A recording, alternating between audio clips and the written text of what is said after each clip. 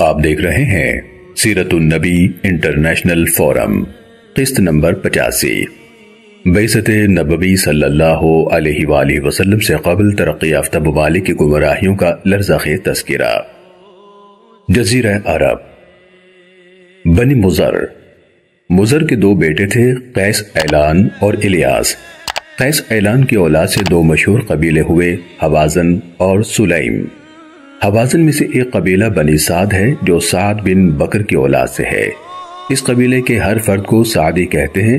حضرت حلیمہ بنت زویب رضی اللہ تعالیٰ عنہ، جن کو رحمت للعالمین صلی اللہ علیہ وسلم کی دودھ پلانے والی ماں بننے کا لازوال شرف حاصل ہوا، اسی قبیلے کی فرد تھیں۔ قصی، جسے ثقیف بھی کہتے ہیں، وہ بھی اسی قبیلے کا فرد تھا۔ اس کا اصل نام منبع بن بکر تھا۔ یہ طائف میں اپنے سسرال کے پاس ٹھہرا ہوا تھا۔ ان میں باہمی مخاصمت پیدا ہو گئی، وہ وہاں سے باہر نکلنے پر مجبور ہو گیا۔ مورخ بکری نے منبع بن بکر کے ثقیف کے نام سے مشہور ہونے کی وجہ یہ لکھی ہے کہ ثقیف اور نخع خالہ زاد بھائی تھے۔ وہ ایک مختصر سا ریوڑ لے کر باہر نکلے۔ اس ریوڑ میں ایک شیردار بکری تھی جس کا بچہ بھی تھا۔ یمن کے بادشاہ کی طرف سے کوئی خراج لینے والا ان کے پاس سے گزرا۔ اس نے وہ بکری اور اس کا بچہ بطور خراج لینے کا ارادہ کیا۔ انہوں نے کہا کہ ان دونوں میں سے ایک لے لو۔ اس نے شیردار بکری کو چنا۔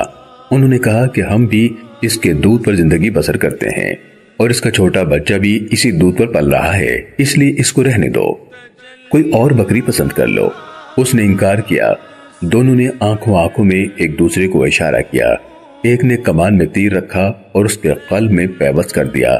وہ وہیں تڑپ کر ٹھنڈا ہو گیا اور وہ دونوں آگے روانہ ہو گئے، لیکن ان کی طبیعتیں بھی ایک دوسرے سے موافقت نہیں رکھتی تھیں، اس لیے انہوں نے یہ فیصلہ کیا کہ ہم دونوں ایک ساتھ نہیں رہ سکتے۔ ہم میں سے ایک مغرب کی طرف چلا جائے اور دوسرا مشرق کی جانب۔ قصی یعنی ثقیف نے کہا میں مغرب کی طرف جاتا ہوں۔ نخع نے کہا کہ میں مشرق کی طرف جاتا ہوں۔ چنانچہ نخع یمن کے کسی علاقے میں اقامت گزین ہو گیا۔ جب اس کی نسل زیادہ بڑھی تو وہ السنیہ کی طرف منتقل ہو گئے اور آج تک ان کی اولاد وہیں آباد ہے۔ ثقیف مغرب کی طرف روانہ ہوا، یہاں تک کہ وادی القرا میں پہنچا اور ایک یہودن بڑھیا کے پاس جا کر اترا جس کی کوئی اولاد نہ تھی۔ دن بھر کام کرتا اور رات کو اس یہودن کے ہاں آ کر آرام کرتا۔ اس نے اسے اپنی ماں بنا لیا اور یہودن نے بھی اس کو اپنا بیٹا تصور کر لیا۔ جب یہودن بڑھیا مرنے لگی تو اس نے کہا کہ میرا تیرے بغیر اور کوئی نہیں، تو نے میری خدمت کی ہے، میں اس کا تمہیں بدلہ دینا چاہتی ہوں۔ میری موت کا وقت آن پہنچا ہے، جب میں مر جاؤں اور تم مجھے دفن کر چکو تو یہ سونا اور انگور کی عقل میں تم لے لینا۔ جب تم کسی ایسی وادی میں اترو جہاں پانی دستیاب ہو تو انگور کی ان قلموں کو وہاں گاڑ دینا، تجھے اس سے بڑا نفع حاصل ہوگا۔ بڑھیا کو دفن کرنے کے بعد وہ سونا اور انگور کی قلمیں لے کر وہاں سے روانہ ہو گیا، اور جب وہ طائف کے مقام پر پہنچا جسے اس زمانے میں وج کہا جاتا تھا، وہاں اس نے خسیلہ لونڈی کو دیکھا جو 300 بکریوں کا ریوڑ چرا رہی تھی۔ اس نے دل ہی دل میں لونڈی کو قتل کرنے اور ریوڑ کو ہتھیا لینے کا ارادہ کر لیا۔ وہ بھی تاڑ گئی، کہنے لگی مجھے یوں معلوم ہوتا ہے کہ تم مجھے قتل کرنا چاہتے ہو تاکہ تم اس ریوڑ کو لے لو۔ اس نے کہا بخدا تم نے ٹھیک سمجھا۔ لونڈی نے کہا اگر تم ایسا کرو گے تو تمہاری جان بھی جائے گی اور تمہارا اپنا مال اور ریوڑ بھی تم سے چھین لیا جائے گا۔ تمہیں معلوم ہے کہ میں عامر بن زر العدوانی جو قبیلہ قیس کا سردار ہے اس کی لونڈی ہو، تم اس کا مقابلہ نہیں کر سکتے۔ پھر اس لونڈی نے کہا میرا گمان ہے کہ تم دشمن سے خوف زدہ ہو اور اپنے وطن سے نکالے گئے ہو۔ اس نے کہا کہ بے شک۔ لونڈی نے پوچھا کیا تم عربی ہو؟ اس نے کہا ہاں۔ لونڈی نے کہا میں تمہیں ایک ایسی بات بتاتی ہوں جس میں تمہارا فائدہ ہی فائدہ ہے۔ جب سورج غروب ہونے کے قریب آتا ہے تو میرا مالک اس پہاڑ کی چوٹی پر آتا ہے، وادی پر نظر ڈالتا ہے۔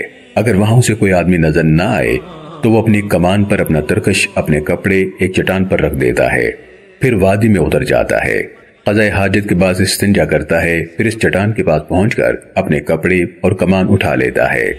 جب وہ اپنے گھر لوٹتا ہے تو اس کی طرف سے منادی کرنے والے اعلان عام کرتے ہیں کہ جو شخص نفیس آٹے کی پکی ہوئی روٹی، گوشت، کھجور اور دودھ کا خواہشمند ہو وہ عامر ابن ظرف کے گھر آئے۔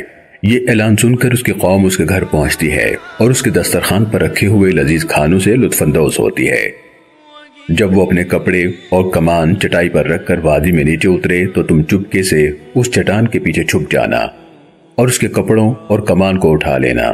جب وہ تجھ سے پوچھے کہ تم کون ہو تو کہنا، یعنی میں ایک مسافر ہوں، مجھے اپنا مہمان بنا لو، میں اپنے وطن سے نکالا گیا ہوں، مجھے پناہ دو، میں غیر شادی شدہ ہوں، میری شادی کا اہتمام کرو۔ وہ تیرے سارے مطالبات پورے کر دے گا۔ ثقیف نے ایسا ہی کیا۔ یہی گفتگو ہوئی اور عامر اسے لے کر وجھ یعنی الطائف کی طرف آیا۔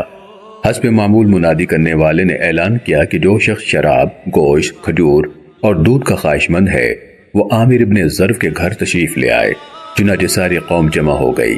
جب ان لذیذ کھانوں سے اپنا پیٹ بھر چکے تو عامر نے کہا کہ کیا میں تمہارا سردار نہیں ہوں؟ کیا میں تمہارے سردار کا بیٹا نہیں ہوں؟ کیا میں تمہارا حکم نہیں؟ سب نے کہا کہ بے شک۔ پھر اس نے کہا کہ جس کو میں امان دوں کیا تم اس کو امان دو گے؟ جس کو میں اپنے ہاں پناہ دوں کیا تم اس کو پناہ دو گے؟ جس کا میں پیاہ کروں کیا تم اس کو تسلیم کرو گے؟ سب نے کہا کہ بے شک۔ عامر نے کہا یہ قصی ابن منبہ ہے، میں نے اپنی بیٹی اس کو بیاہ دی ہے، میں نے اپنے گھر میں اس کو پناہ دی ہے، میں نے اس کو امان دے دی ہے۔ سب نے کہا جو تم نے کیا ہے ہم تسلیم کرتے ہیں۔ عامر نے اپنی بیٹی زینب کا نکاح اس کے ساتھ کر دیا۔ اس کے شکم سے 3 بیٹے ہوئے، عوف، جسم، دارز۔ جب وہ فوت ہو گئی تو اس نے دوسری لڑکی آمنہ کی شادی اس کے ساتھ کر دی۔ اس کے بطن سے ایک بیٹا ناصر اور ایک بیٹی مسک پیدا ہوئی جو ام النمر کی کنیت سے مشہور ہوئی۔ قصی نے انگور کی وہ بیلیں وجھ کی وادی میں کاش کر دیں جو خوب پھلی پھولی۔ اس وقت لوگوں نے کہا ما اسقفہ، یہ کتنا دانشمند اور زیرک ہے، اس سے اس کا نام ثقیف پڑ گیا۔ اس کی اولاد کافی عرصہ یہاں قیام پذیر رہی، یہاں تک کہ وہ خوب پھلے پھولے۔ انہوں نے وجھ کے ارد گرد ایک فصیل تعمیر کی جس کی وجہ سے اس شہر کا نام طائف مشہور ہو گیا۔ الیاس بن موزر۔ الیاس بن موزر کے 3 بیٹے تھے، قمع، طابخہ اور مدرکہ، جن کی اولاد سے بڑے بڑے قبائل معرض وجود میں آئے۔ مدرکہ کا لڑکا خزیمہ اور خزیمہ کے 3 بیٹوں سے ایک کا نام کنانہ اور کنانہ کا بیٹا نظر، نظر کا بیٹا مالک، مالک کا بیٹا فہر، یہی فہر قریش کا جد امجد ہے۔ کنانہ کے جتنے خاندان تھے وہ مکے کے گرد و نواح میں آباد ہوئے۔ بنی حذیل بھی مدرکہ کی اولاد میں سے تھے۔ حذیل کے 2 مشہور خاندان بنو لحیان اور سعد ہیں۔ بنو حذیل کی رہائش طائف کے ارد گرد تھی اور ان کی زمینیں نجد اور تہامہ میں بھی تھیں۔ بنو اسد جو خزیمہ کی اولاد میں سے تھے وہ نجد میں جا کر آباد ہوئے اور بنی تے قبیلہ بھی اس کے پڑوس میں آباد تھا۔ الیاس بن موزر کے بیٹوں مدرکہ اور طابخہ کی اولاد میں لڑائی چھڑ گئی جس میں مدرکہ کو فتح ہوئی۔ بنی طابخہ تہامہ سے سکونت تر کر کے نجد اور حجاز میں آ کر آباد ہو گئے۔ فہر بن مدرکہ کی اولاد مکے کے ارد گرد آباد ہوئی، یہاں تک کہ قصی بن کلاب کی قیادت میں انہوں نے مکے کو فتح کیا اور یہاں آ کر آباد ہو گئے۔ سیرت النبی صلی اللہ علیہ وسلم کی یہ قصہ دیکھنے کا شکریہ۔ اسے دوسروں تک پہنچا کر صدقہ جاریہ کا حصہ بنیے۔ کسی بھی قسم کی غلطی کے لیے ہم اپنے پروردگار کے حضور معافی کے خواستگار ہیں، اپنی اصلاح کے لیے شکر گزار ہوں گے اور آپ کی دعاؤں کے طلبکار ہیں۔ جزاکم اللہ خیرا کثیرا۔ مزید آگے جاننے کے لیے دیکھتے رہیے سیرت النبی انٹرنیشنل فورم۔